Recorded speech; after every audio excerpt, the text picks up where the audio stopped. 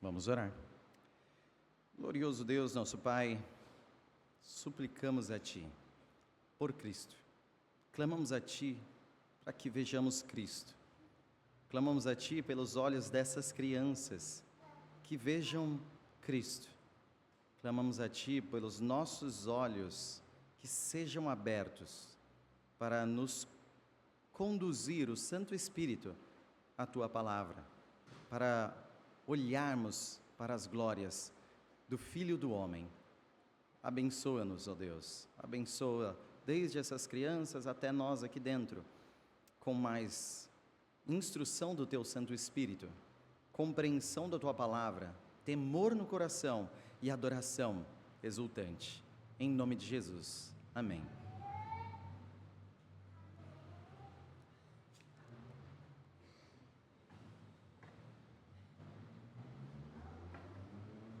Boa noite, amada igreja, que a graça e a paz do nosso Senhor Jesus Cristo esteja com todos.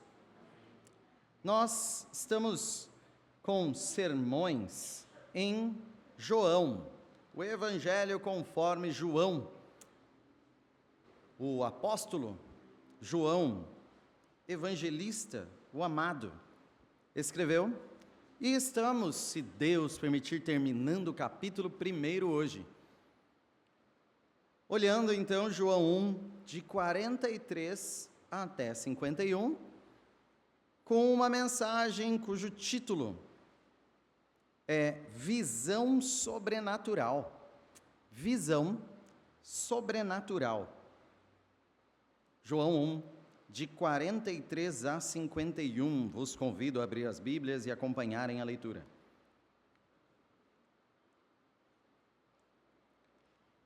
Aquele que não trouxe a Bíblia pode pedir perdão a Deus e acompanhar no telão.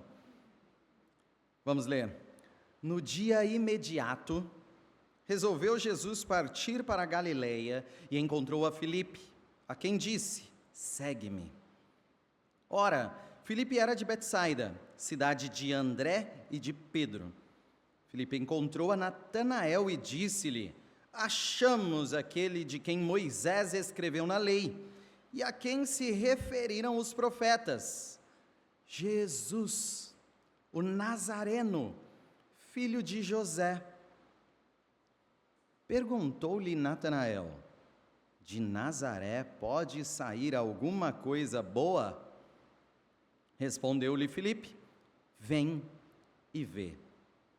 Jesus viu Natanael aproximar-se e disse a seu respeito, eis um verdadeiro israelita, em quem não há dolo. Perguntou-lhe Natanael, donde me conheces? Respondeu-lhe Jesus, antes de Filipe te chamar, eu te vi, quando estavas debaixo da figueira. Então exclamou Natanael, mestre, tu és o Filho de Deus, tu és o Rei de Israel. Ao que Jesus lhe respondeu, porque te disse que te vi debaixo da figueira, crês? Pois maiores coisas do que estas verás. E acrescentou, em verdade vos digo, que vereis o céu aberto, e os anjos de Deus subindo e descendo sobre o Filho do Homem. Vamos orar novamente. Pai, precisamos de Ti, estamos perante a Tua palavra e nós clamamos a Ti, apesar de nós, apesar de mim, apesar dos ouvidos aqui, ó Deus, nos conduz ao aprendizado de Cristo, nos conduz a nos maravilharmos em Cristo, nos conduza a proclamarmos o nome de Cristo, transbordantes da graça de Jesus, o nosso Senhor. Ó Deus, que esta palavra sirva para a adoração do Teu nome e glória, da Tua majestade, que essa palavra não seja apenas informada tecnicamente, ou mesmo sentida emocionalmente, mas por completo, ache em nós verdadeira adoração em espírito e em verdade. Clamamos porque só Tu podes operar isso, não cabe a nós, mas é do Teu poder que possamos ver Cristo, em nome de Jesus, amém. A pergunta inicial aqui que usamos na introdução é: você vê o que a Bíblia fala que os cristãos veem? Você vê, você enxerga o que a Bíblia fala que os cristãos veem? Há uma enormidade de pessoas que desejam, estão ávidas por ver milagres, sim, desejam ver coisas incríveis, que só Deus pode operar. O anseio de ver a Cristo foi tema inclusive da mensagem do domingo anterior, olhando aí para Zaqueu. Muitos testemunharam que em Jesus viram coisas grandiosas, se maravilharam, viram sentido para a sua vida, viram sentido para o sofrimento de suas vidas, viram propósito para as suas vidas, veem razão para tudo nas suas vidas, viram Deus em Cristo, viram a si mesmos a partir da revelação de Cristo. E tudo isso é muito grandioso, tudo isso é espetacular, muito mais que qualquer coisa nesse mundo pode nos oferecer. Pessoas enxergaram a verdade em Cristo. Pessoas veem de verdade. Pessoas enxergam de verdade. E a visão é um tema muito importante, muito interessante nas Escrituras. Existe uma tensão entre o ver e o não ver, que é enriquecida em inúmeras narrativas, tanto de cegueira física curada milagrosamente por Cristo, quanto de cegueira espiritual, de homens religiosos que nem precisam usar óculos, mas são chamados de deficientes visuais ou de cegos mesmo, por não verem a verdade. Ver, então, segundo as Escrituras, não é só habilidade física de contemplar as coisas, não se restringe a isso que vocês estão fazendo, me olhando, alguns mais nitidamente, outros menos, ou eu olhando para vocês, mas conhecer a verdadeira realidade das coisas. Isso é ver, conhecer a realidade das coisas. Apenas olhar e não entender, ou apenas enxergar e não conhecer a verdade, é uma cegueira.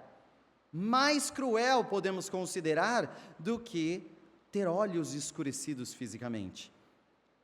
Mais importante do que enxergar o que nos cerca é ver a verdade.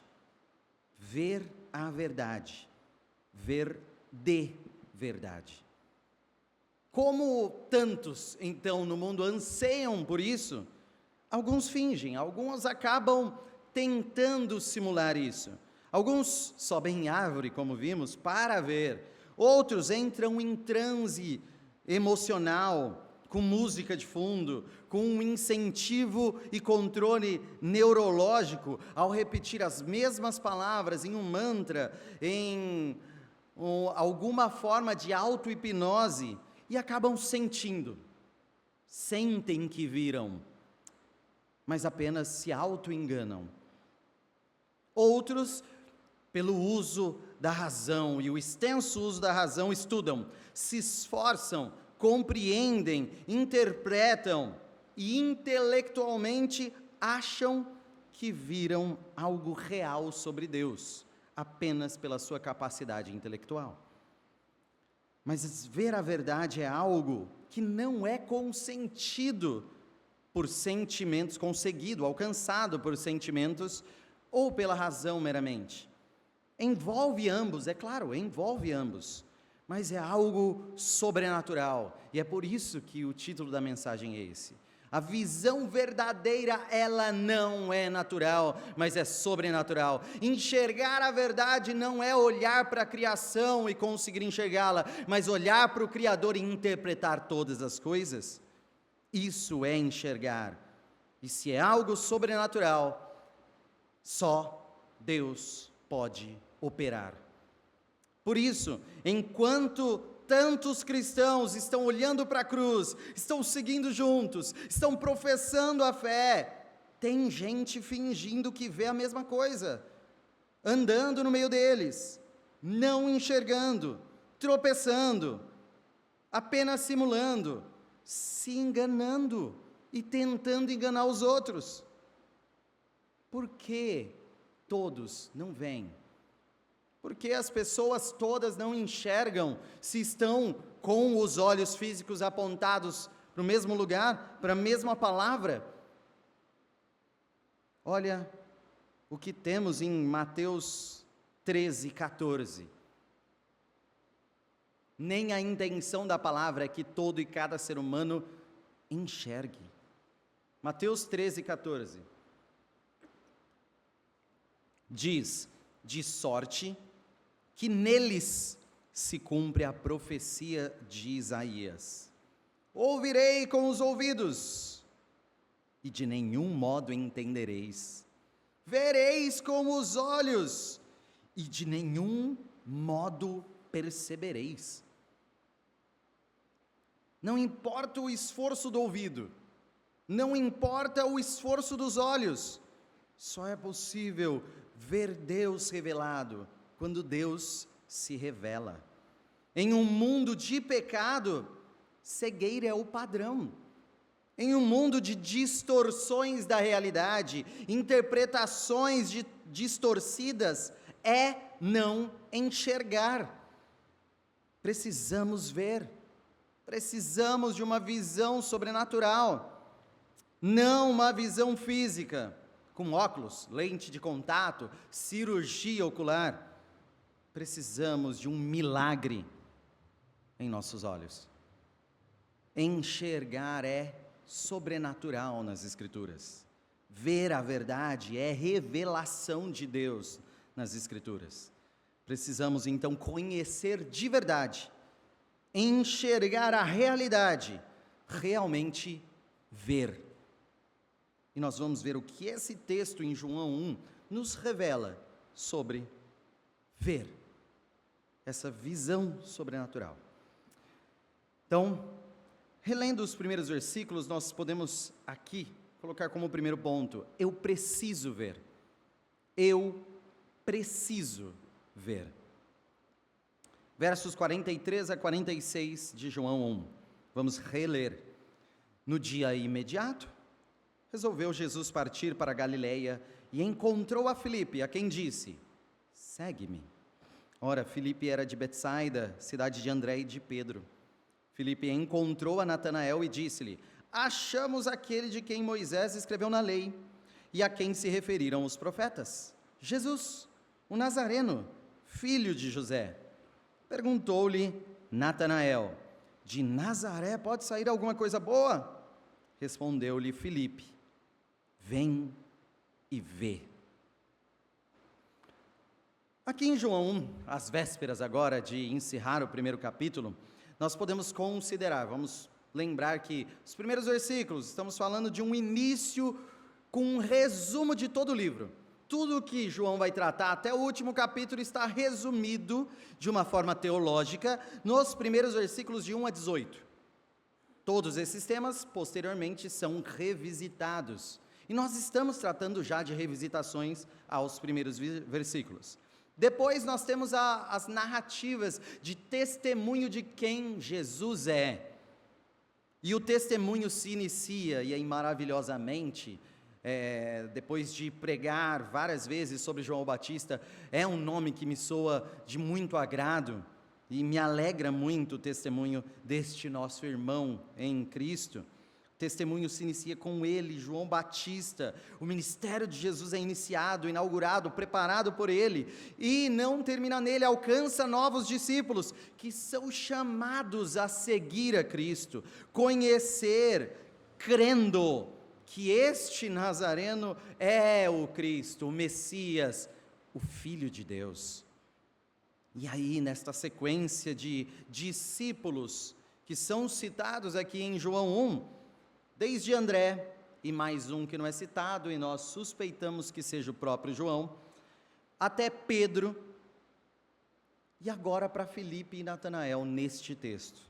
Então, neste capítulo, nós focamos não em grandes multidões que seguem e ouvem Jesus, mas em pessoas que vão segui-lo fielmente, só alguns nomes particulares que vão acompanhar Cristo de todo o coração, porque eles viram quem Ele é.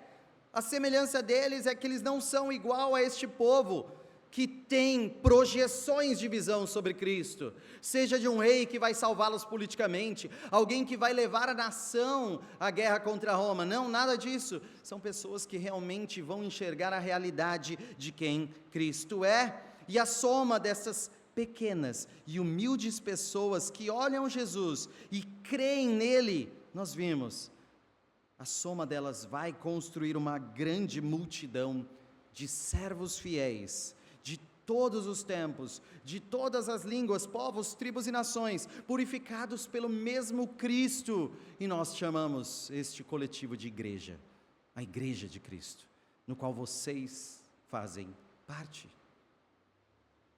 Uma grande família, uma família que possui um passado em comum, passado de pecado e incredulidade, um nascimento em comum, ou melhor dizendo, um novo nascimento em Deus, e uma herança em comum, os céus de glória.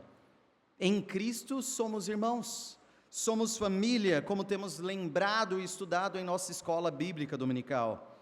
Todos nós viemos deste mesmo passado de incredulidade, de pecado, de queda. Todos nós éramos cegos, nascemos cegos e não podíamos ver a realidade. Segunda aos Coríntios 4:4 nos mostra, nos relembra disto. E o motivo da nossa cegueira, nos quais o Deus deste século cegou o entendimento dos incrédulos, para que lhes não resplandeça a luz do Evangelho da glória de Cristo, o qual é a imagem de Deus. Na figura perfeita de Cristo sendo mostrada, ainda assim, brilhando sobre seus olhos, os incrédulos não enxergam, porque são cegos. Aqui, Filipe e Natanael, igual a nós, e como todos os outros homens, filhos de Adão, também cegos para a realidade e para a verdade, mas ansiavam ver. A postura deles todos aqui é uma postura de busca. A postura que nós vimos de Zaqueu é uma postura de busca. Ansiavam ver. Este daqui é o 4º dia seguido na narrativa, e Jesus aqui na Galileia se encontra com Filipe, e já adianto, é muito provável que este encontro tenha sido mediado também por André, visto que o versículo 44 busca mostrar um vínculo em Betsaida, cidade natal de André e Pedro, por mais que agora André e Pedro no ministério de Jesus já morassem em Cafarnaum. Então, buscando esse vínculo, quer nos mostrar que havia alguma proximidade entre esses discípulos, e dos próximos se buscaram discípulos, de pessoas que já tinham algum nível de proximidade, podem ter frequentado a sinagoga juntos quando menores, agora estão juntos sendo dos discípulos de Cristo. Então, isso nos confirma também o tom deste primeiro capítulo, porque as nuances que estão sendo trabalhadas aqui é que pessoas vêm a Jesus, levam mais pessoas para o verem, e então, quando nós vemos Jesus encontrando Filipe, provavelmente Filipe já levado, já com testemunho, já conhecendo, vem o convite que é retratado: segue-me. Segue-me. Seguir a Jesus é conhecer, é se disponibilizar a conhecê-lo mais, e o conhecer a Jesus é conhecer a verdade. Então, seguir a Jesus é conhecer a verdade, e conhecer a verdade é ver. Filipe, então, segue a Jesus, e por isso pode vê-lo, pode ver quem Jesus realmente era, Obviamente, quem vê a Jesus, vê mais que o mundo inteiro pode mostrar, porque ele não faz parte simplesmente como nós da criação, ou como aquilo que nós vemos da criação.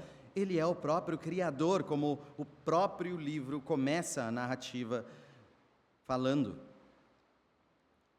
Nisso, vendo Jesus, vendo a verdade sobre Jesus, ouvindo o que Cristo tinha a falar, Filipe transborda isso para Natanael, chegando exultante a ele, dizendo: achamos aquele que cumpre as Escrituras, achamos aquele que cumpre Moisés, achamos aquele a quem os profetas escreveram, achamos aquele a quem Deus apontou desde o início de tudo.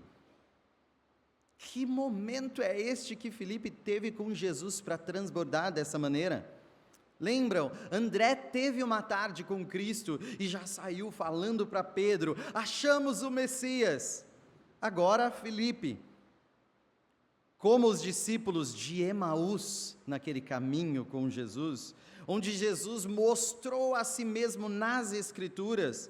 Lembra Lucas 24, 27, que diz: e começando por Moisés, discorrendo por todos os profetas, olha o padrão, Moisés e os profetas, expunha-lhes o que a seu respeito constava em todas as Escrituras. A Bíblia relata sobre Cristo, o Antigo Testamento relata sobre Jesus, e Jesus mostra a si mesmo também no Antigo Testamento. E aqui, consciente de que Jesus era o cumprimento de Moisés e os profetas, a reação dos discípulos em Emaús foi do coração ardendo ao ouvir a palavra, como diz Lucas 24, 32, e disseram um ao outro: porventura não nos ardia o coração, quando ele pelo caminho nos falava, quando nos expunha as Escrituras? A reação de Filipe é semelhante a estes. A reação é sair e encontrar Natanael e dizer: achamos! E Natanael empolgado: acharam quem? Achamos o cumprimento da lei e dos profetas. E Natanael responder: acharam! Ele: achamos Jesus, o Nazareno, filho de José. Aí Natanael: Nazareno? Nazareno? Estava indo tão bem. Nazareno? A pergunta de Natanael é um questionamento vindo de um coração incrédulo, cego por preconceito. De Nazaré pode sair alguma coisa boa? De Nazaré pode sair alguma coisa boa? O coração cego pelo sistema deste mundo, pelo Deus deste século, não entende a humilhação de Jesus. Não entende o servir, quanto mais o Deus servo. Não entende em si mesmo o chamado para se humilhar, quanto mais a ideia de um Deus glorioso se humilhando. Isso é loucura para este mundo. Natanael era de Caná, outra cidade daquela região da Galileia, e que nós veremos o primeiro milagre de Jesus naquela região no capítulo 2. Da mesma forma que os galileus eram frequentemente desprezados pelo povo da Judeia, então região da Judeia, mais central, desprezava a região da Galileia. Os galileus desprezavam, e principalmente de Caná, desprezavam a região, aqui estamos citando de Nazaré. O questionamento então de Natanael provavelmente reflete não só uma rivalidade entre comunidades, entre cidades, entre vilarejos, mas uma cegueira quanto à necessidade de humilhação daquele que seria o servo sofredor, o Filho de Deus. Então, Jesus ser chamado de Nazareno era a intenção divina, era projeto de Deus para humilhação. O projeto de Deus para Jesus claramente é de um servo sofredor. Jesus era de Belém, lembrem-se disso, Jesus era de Belém, Ele não nasceu em Nazaré, mas ser associado a Nazaré o humilhava mais. É o caminho da maior humilhação. Ele veio do céu, mas nasceu na terra. Humilhação. Ele nasceu na cidade de Davi, o grande rei Davi. Mas isso foi para cumprir e foi associado a Nazaré para servir. Mais humilhação. Ele não quis mostrar o seu direito de ser chamado belemita. Estamos falando muito disso em 1 Pedro 2. Ele não quis ali mostrar os seus direitos, mas esvaziou-se deles. Aceitou ser nazareno. Porque cresceu, passou a sua infância em Nazaré. Mas isso não apenas torna mais difícil enxergar quem é Jesus. Se falasse ele é de Belém, muito mais facilmente se associaria a rei, a cidade do rei. Ou se falassem que é da região de Jerusalém, seria muito melhor.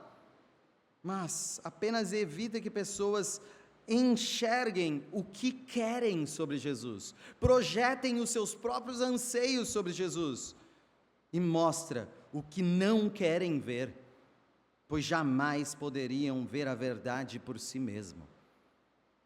Jesus não está preocupado em parecer algo aos olhos de cegos, que só enxergam distorções de seus próprios desejos.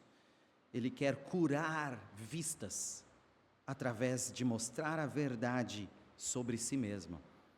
A resposta de Filipe, então, foi a mesma que Jesus disse a André: vem e vê.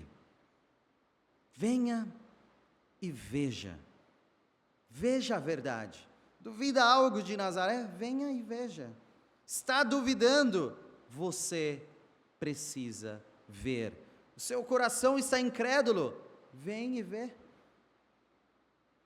Precisamos aplicar isso em nosso coração. Primeiramente, entendendo que você não precisa enxergar aquilo que você quer, mas precisa enxergar a verdade. Você não precisa ver o que você quer, mas precisa ver a verdade.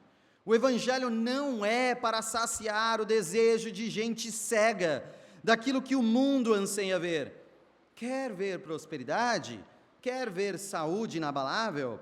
Quer ver uma alegria sem fim nas coisas deste mundo? Isso é o que o diabo mostra para Jesus lá no deserto em meio à tentação e promete dar. Jesus nega, pois Jesus verdadeiramente vê. Jesus vê a verdade, Jesus é a verdade. Verdade de sofrimento, verdade de servidão, verdade de cruz. Pare de procurar nas Escrituras aquilo que você quer ver. Esqueça esse viés de confirmação na leitura das Escrituras. Há pessoas aqui nessa comunidade maravilhadas com o Evangelho, adorando de coração pela verdade vista nas Escrituras. Mas há pessoas que não querem, rejeitam e lutam para não ver o que a Bíblia quer que elas vejam. Fogem da verdade, rejeitam a revelação e continuam cegas. Como estão os seus olhos? Precisamos também entender que ver milagrosamente é para os humilhados. Uma visão sobrenatural é para os humilhados. O Evangelho é um chamado aos humildes. Não foram chamados para sentar-se com Jesus, o imperador romano, o senado romano, Herodes, Pilatos. Jesus não frequentava a mesa do sumo sacerdote, ou tinha como discípulos mais íntimos os membros do sinédrio. Foram pescadores, pessoas simples, não elites. Como entre nós, ensinadas por Jesus o lugar da humildade. Nós fomos chamados por um mestre celeste, que não desprezou o nome de um lugar simples, não rejeitou ser chamado de Nazareno. o mais desprezado dentre os homens, segundo Isaías, vem do lugar mais desprezado da região de Nazaré. Isso precisa te motivar a não desprezar este lugar, não no centro da cidade, não numa capital, não no país de primeiro mundo. Essa humilhação não pode servir apenas para uma condição social e econômica nossa, mas também para o nosso coração. Só se curvam os que enxergam a servidão sua e o seu destino de servo. Só os humildes enxergam a verdade.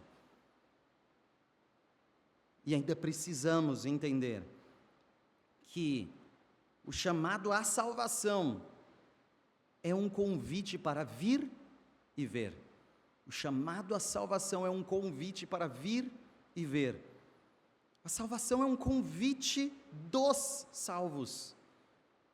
É chamar para onde eu estou. É para ver o que eu vejo. Não adianta para você mesmo ficar apontando as Escrituras às pessoas se elas não são vividas por você. Não adianta para essas pessoas, pode até adiantar para aqueles que você está falando, mas para os que estão apontando a graça de Deus, mas não estão vivendo nessa graça, apenas apontarão o caminho dos céus e percorrerão o caminho do inferno. Passou da hora de você enxergar a Deus. Você pode estar não vendo nada. Clame a Deus. Clame para enxergar o que está esperando. Qual é a sua certeza de ter mais tempo? Clame para ver o que tanto se canta, o que tanto se diz, o que tanto se ora, o que tanto se lê. Você pode ter um momento de sinceridade contigo mesmo. E talvez você pode pensar, dizem que esse é um grande Deus, adorado por toda a eternidade, mas eu não consigo ver isso. Dizem que é louvado desde os confins da terra, mas eu não consigo enxergar isso. Dizem que as obras louvam o nome dele com fervor, mas eu não vejo as suas obras. Dizem que o sangue de Jesus satisfez a ira de Deus, mas eu não consigo ver a ira de Deus aplacada em mim. São informações vagas de um canto congregacional, são leituras vagas distantes de mim, bonitas, mas eu não consigo vê-las. Continuo com problemas, continuo com fardos, continuo sem fé e sem esperança. Eu não consigo ver. Pode ser que você seja este. O que eu posso fazer é te chamar, como Filipe fez a Natanael. Vem e vê. O que essa igreja faz é te chamar. Venha e veja. Você precisa ver. Venha. Não vá embora daqui, não saia daqui sem enxergar. Realmente venha, não só de corpo venha. Realmente veja. Veja as Escrituras, venha às Escrituras, não de corpo, mas de alma e espírito. Venha e veja. Venha a Cristo, veja Cristo. João 11:40 nos diz: respondeu-lhe Jesus: não te disse eu que, se creres, verás a glória de Deus? Não te disse eu que, se creres, verás a glória de Deus? Creia e venha e veja. Segundo ponto, continuando o nosso texto, eu sou visto. Eu sou visto. Versículos 47 a 49. Jesus viu Natanael aproximar-se e disse a seu respeito: eis um verdadeiro israelita, em quem não há dolo. Perguntou-lhe Natanael: de onde me conheces? Respondeu-lhe Jesus: antes de Filipe te chamar, eu te vi, quando estavas debaixo da figueira. Então exclamou Natanael: Mestre, tu és o Filho de Deus, tu és o Rei de Israel. Uma das mais maravilhosas preciosidades desse texto sobre ver a verdade é entender quem perfeitamente vê a verdade: Jesus. Quem perfeitamente vê Jesus. A verdade em nosso interior, a verdade sobre nós, a verdade sobre a nossa identidade, a verdade sobre o nosso passado, presente e futuro, a verdade completa e perfeita, Jesus vê, Jesus me vê, Jesus te vê. Jesus viu Natanael. Isso é dito aqui duas vezes de forma distinta aqui no texto. Jesus viu Natanael se aproximar. Jesus viu Natanael antes de ele se aproximar. Jesus sempre viu Natanael. Jesus sempre te viu. Não é um ver qualquer aqui, é o ver completo e perfeito. Se o ver bíblico não é só enxergar fisicamente, Jesus tem olhos perfeitos. Ele não vê apenas Natanael se aproximar, isso Filipe também vê. Jesus vê Natanael. Quem Natanael é? Este que será um discípulo, que provavelmente aqui é Bartolomeu, tá? Então chamado aí, Bartolomeu é filho de Ptolomeu, como Bar-Jonas é filho de Jonas. Então Bartolomeu, como provavelmente o chamam pela sua filiação, mas o mesmo discípulo Natanael aqui, bem provável que seja. Então, Jesus vê o íntimo de quem é Natanael, seu futuro discípulo, e diz: verdadeiro israelita, sem dolo. Jesus não está dizendo que Natanael é um israelita de nascimento, uma obviedade, mas que Natanael é um israelita em que não há falsidade, engano. E esse elogio tem uma profundidade teológica numa referência à história de Jacó, que ganhou o nome de Israel. Então, na Septuaginta, aquela tradução, lembrando que o Antigo Testamento, originalmente escrito em hebraico, com trechos em aramaico, então tem uma tradução em grego, que inclusive essa tradução em grego é muito citada no Novo Testamento, na forma dela. Então, a tradução grega do Antigo Testamento traz para o Antigo Testamento, no contexto de Jacó, a palavra dolo. Lá em Gênesis 27, versículos 35 e 36. Naquele momento, naquele enredo em que Jacó rouba a bênção de seu irmão mais velho Esaú, quando Esaú chega para a bênção, ele falou: respondeu-lhe o pai: veio teu irmão astuciosamente e tomou a tua bênção. E o versículo 36, disse Esaú: não é com razão que se chama ele Jacó. Só essa primeira parte.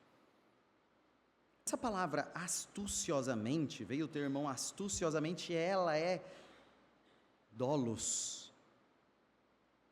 Então, na Septuaginta nós temos aqui Jacó, um homem de dolo, um homem de engano, e isso faz alusão ali, o próprio Esaú, ao nome de Jacó, quem ele é, um nome de enganador, aquele que puxa o calcanhar, mas que pela graça de Deus veio a se chamar Israel.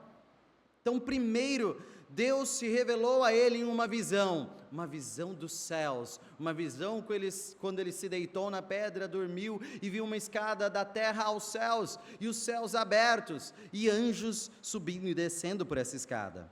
Então Deus ali reafirmou as suas promessas, feitas a seu pai, feitas a seu avô, sobre terra, sobre herança, sobre um povo.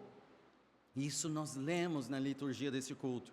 Após isso, o caráter de Jacó foi transformado, até que o seu próprio nome também foi transformado. Vamos lá para Gênesis 32, de 24 a 28, que diz: ficando ele só, e lutava com ele um homem até o romper do dia, Vendo este que não podia com ele, tocou-lhe na articulação da coxa, deslocou-se a junta da coxa de Jacó na luta com o homem. Disse este: deixa-me ir, pois já rompeu o dia. Respondeu Jacó: não te deixarei ir se não me abençoares. Perguntou-lhe, pois, como te chamas? Ele respondeu: Jacó. Então disse: já não te chamarás Jacó, e sim Israel, pois como príncipe lutaste com Deus e com os homens, e prevaleceste. Não mais Jacó, mas Israel, do que engana ao que luta com Deus, ou que prevalece com Deus, transformado de verdadeiro Jacó, agora verdadeiro Israel. Natanael recebeu essa declaração belíssima, um israelita sem falsidade, um Israel, não um Jacó, um transformado pela graça divina, não um homem legado à sua natureza. Você é digno, então, do que diz o Salmo 32, versículo 2: bem-aventurado o homem a quem o Senhor não atribui iniquidade, e em cujo espírito não há dolo. Feliz, bem-aventurado és, Natanael, em tu não há dolo. Natanael, ao ouvir isso, já está totalmente desarmado. Aquele homem preconceituoso e rude, aqui já está perplexo. Ele questionou o Nazareno, já em seguida mudou de postura. O conhecimento de Jesus sobre Natanael era tão profundo que atingiu a alma dele. De onde me conheces? Essa é a pergunta tão espantada quanto vulnerável de Natanael. Acusando aqui o golpe, ele não entende como Jesus pode ter acertado algo que é íntimo dele. Só conhecendo, só vendo de verdade, sabendo do interior de Natanael. Natanael é visto por Jesus. Ele se pergunta: eu sou visto por este homem? E aí, para completar perfeitamente e aprofundar ainda mais a ideia do texto, de que Jesus conhece de verdade e a verdade sobre Natanael, ele torna esse conhecimento especial ainda mais milagroso, ainda mais sobrenatural, dizendo: antes de Filipe te chamar, eu te vi quando estavas debaixo da figueira. Você é visto por mim antes, eu te vejo antes de você imaginar. Aquilo assombrou Natanael. Sem conjecturar o que estava acontecendo nessa ocasião da figueira aqui, não é a intenção sequer do texto inspirado, a reação de Natanael nos mostra que aquilo que Jesus viu não poderia ter sido visto senão por uma visão sobrenatural, uma visão milagrosa. Nenhum homem poderia ter visto Natanael ali, e ele sabia disso. Bastou Jesus dizer: eu te vi, e Natanael teve uma transformação completa. E essa manifestação então do conhecimento especial de Jesus, conhecimento profundo, sondando o seu ponto mais íntimo, desnudando-o perante o conhecimento daquele que vê sobrenaturalmente, e isto o fez também ver quem é Cristo, aquele que vê perfeitamente. Eu também vi Cristo. Nós precisamos aplicar também isso em nossos corações. Primeiramente, antes de conhecermos a Jesus, Jesus nos conhece. Jesus nos conhece. Não nos foi explicado no texto qual é o conhecimento específico que Jesus tinha de Natanael. Existe até tradição que dá para dar muito pano para a manga para a gente dizer aqui. Mas o que significa ter visto ele debaixo da figueira, não nos importa. O que foi registrado é suficiente para entendermos que Jesus se revela para nós por nos conhecer, nos acompanhar, nos amar, nos buscar antes mesmo de o conhecermos. Jesus conhece a sua trajetória.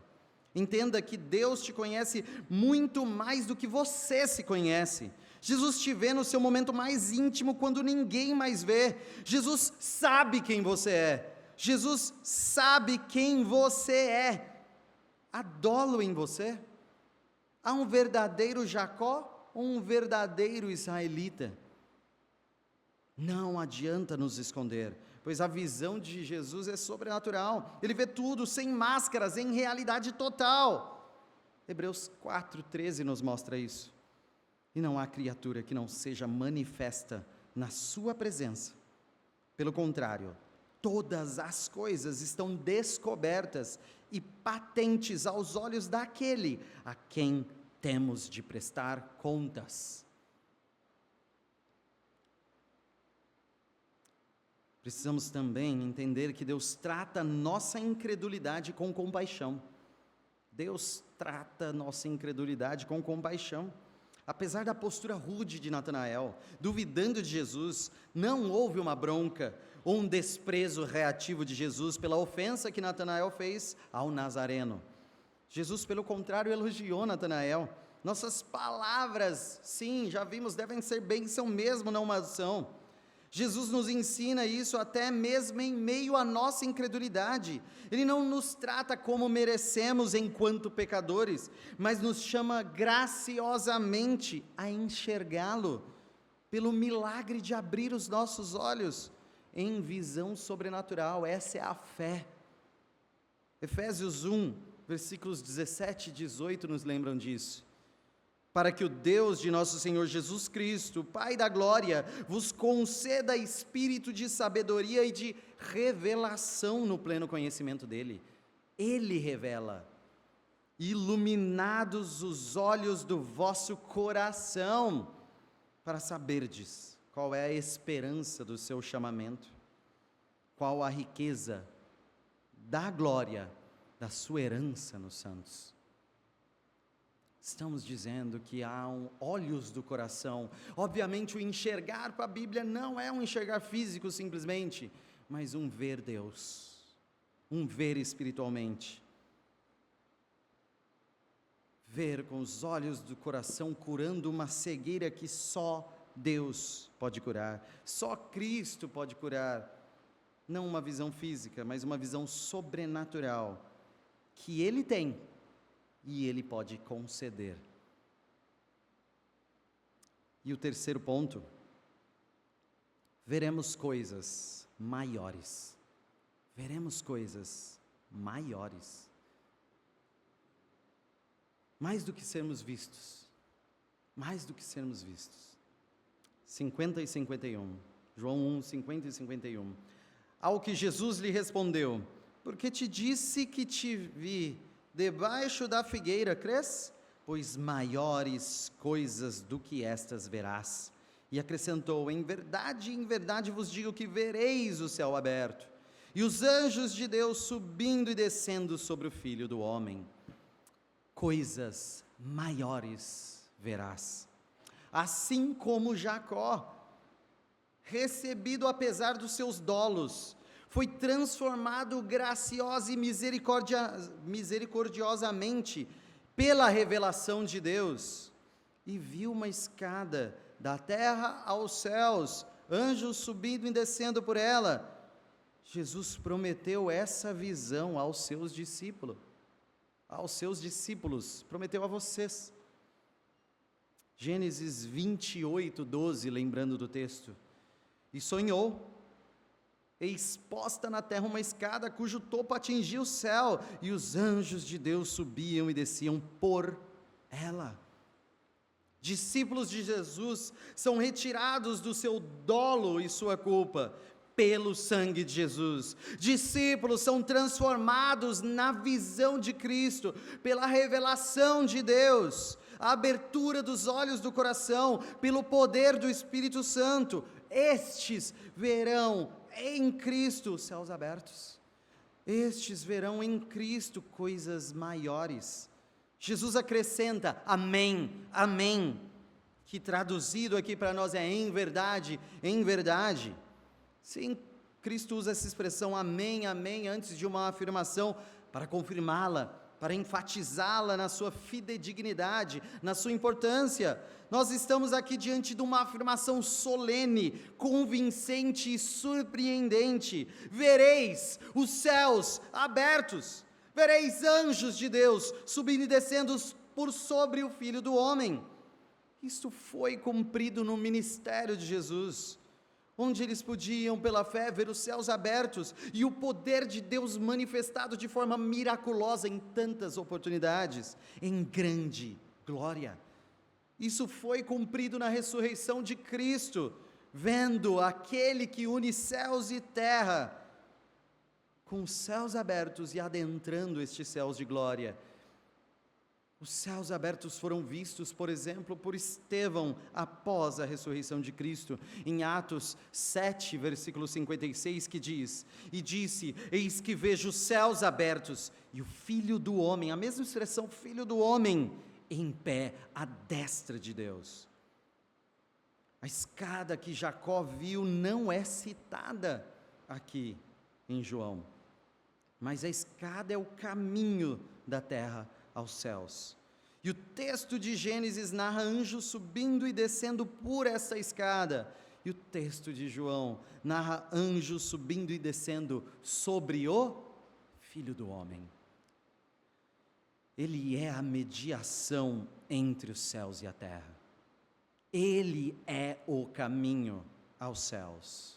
Ele que desceu dos céus, revelando-se aqui como Filho do Homem, como o habitante celeste que viria, como Daniel prometeu em Daniel 7, 13 e 14, que diz: eu estava olhando nas minhas visões da noite, e eis que vinha com as nuvens do céu, como o Filho do Homem, e dirigiu-se ao ancião de dias, e o fizeram chegar até ele, e foi-lhe dado domínio, e glória, e o reino, para que os povos, nações e homens de todas as línguas o servissem, e o seu domínio é domínio eterno, que não passará, e o seu reino jamais será destruído.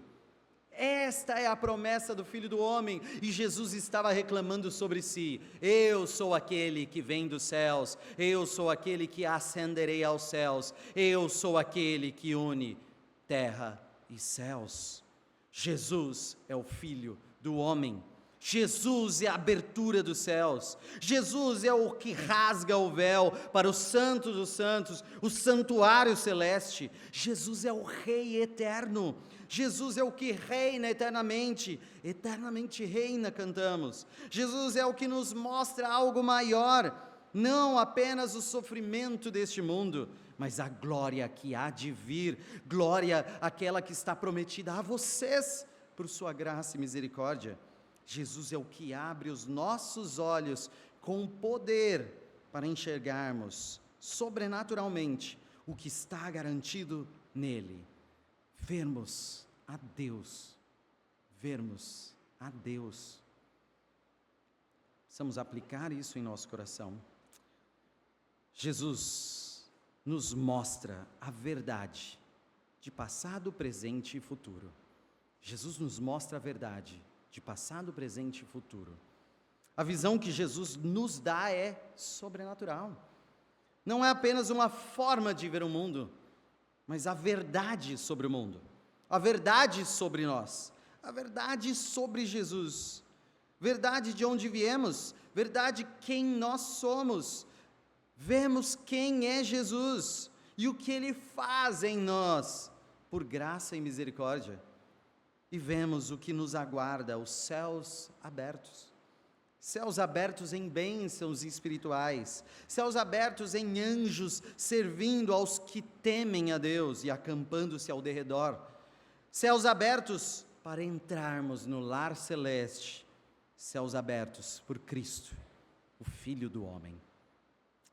Em conclusão, você vê o que a Bíblia fala que os cristãos veem?